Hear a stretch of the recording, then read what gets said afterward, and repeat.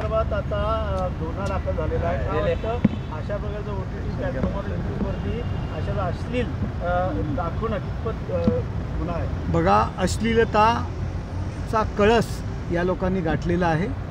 OTT प्लॅटफॉर्मवर वेगवेगळ्या साईट्सद्वारे अश्लील गोष्टी हे दाखवत आहेत. भारतीय संस्कृतीला हे मान्य नाही आहे.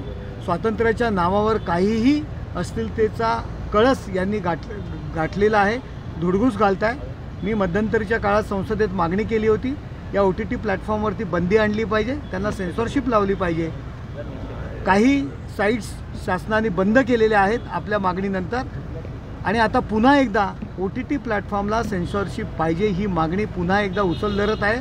अशा अश्लीलतेच्या ज्या काही साईट्स आहेत त्यांच्यावरती कारवाई करणं गरजेचं आहे.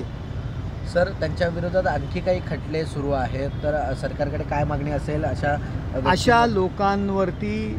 सांस्कृतिक जी काही स्वातंत्र्य आहे, सांस्कृतिक सभ्यता आहे, तिला त्याच्यावर घाला घालण्याचं काम करतात. त्यांच्यावर कारवाई होणं गरजेचं आहे. सर, संजय राऊत म्हणतायत की काश्मीरमधील हा विषय बंद. सर, ज्या विषयाची घेतला ते